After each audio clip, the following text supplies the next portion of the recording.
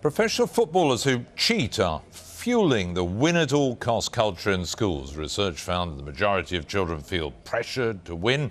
A third would cheat just to get ahead. Sky's Rhiannon Mills reports.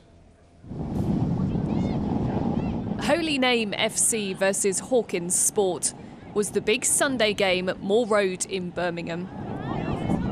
At least for these lads, all under 13, are mad about their football. You just got to work hard, enjoy yourself and try and beat the opposition. Do you ever feel under pressure though to win? Sometimes. Why do you feel under pressure? Because maybe you've done something wrong and it's your fault or something like that, or just you want to win and it's like a big thing. But nearly 9 out of 10 children have told a new survey they feel they need to win when they play sport. Almost half say it's down to pressure from other children, including teammates. Over a third say that they would cheat so they don't lose a match. One of the main things that stood out for me was the percentage of young people who felt their friends would actually cheat to get ahead. And that the fact that there was so much pressure on children now in schools to actually win.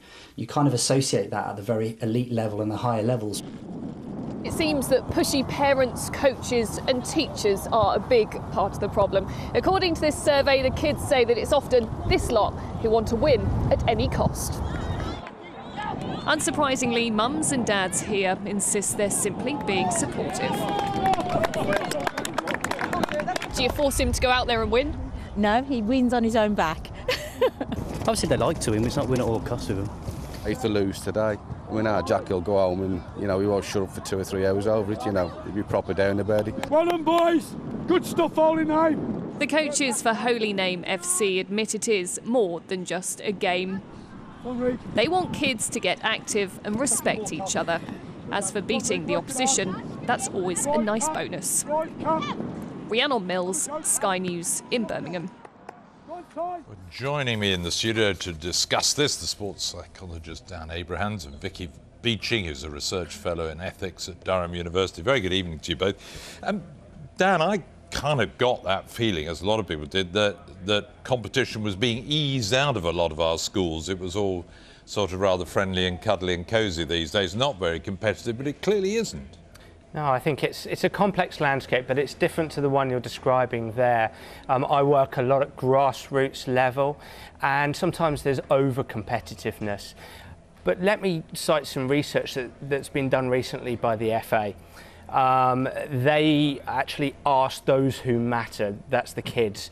They canvassed 50 groups of 10-year-old kids and they asked, why do you play this game? Why do you play football? And they said, well, for fun, to meet friends, and because we just enjoy football. Boys and girls? Boys and girls. First and foremost, fun must be at the centre of development, followed by learning skills, and then you have to bring in that element of competitiveness.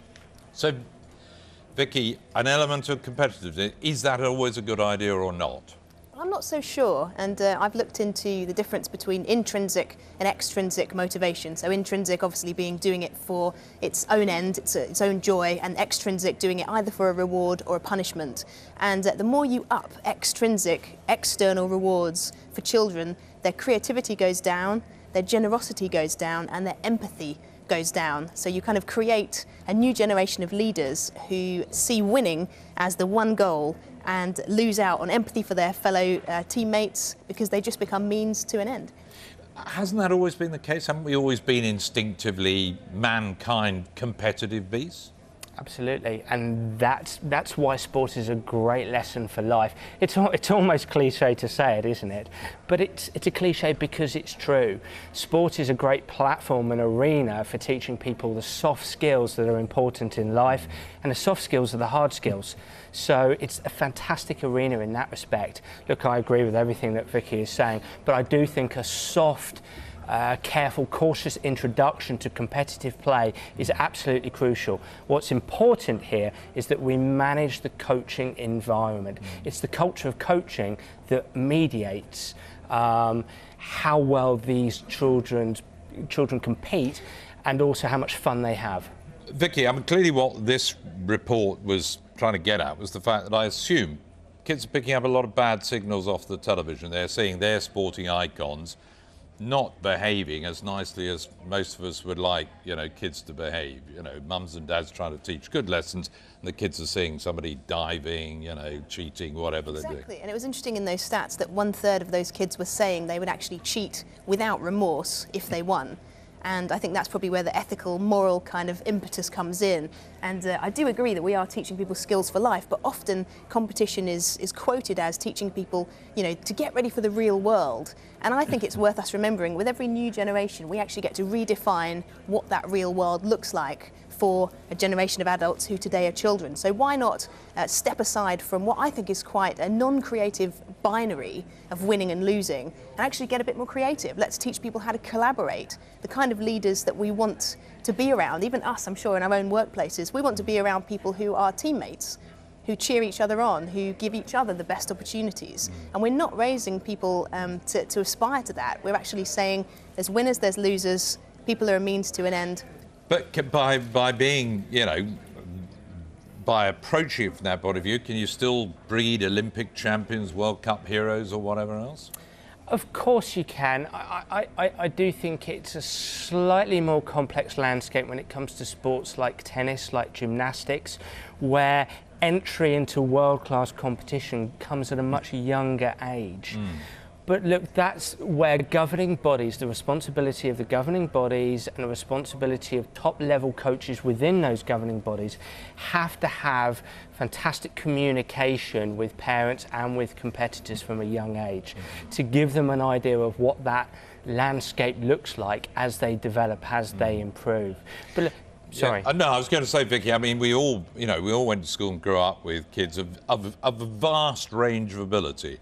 From the the kids who went on to be superstars and actually did make it. Never got picked. Yeah, or the one. Sorry, you're the last pick. You know, because you're the gawky kid that's useless at it, and that presumably can be pretty detrimental to a kid's confidence. I was coming over on the way here, wondering in the taxi as I was preparing my thoughts, if most of the counselling fees that are paid by adults probably start their sessions going, you know, I was the kid who didn't get picked for the football team. I mean, there's such classic moments in our own childhood that shape us. And studies have shown that although winning in competition really does bolster self-esteem, some studies have compared it to sugar for your teeth. So they're basically saying competition is like a rush, it's instantaneous, but it's temporary.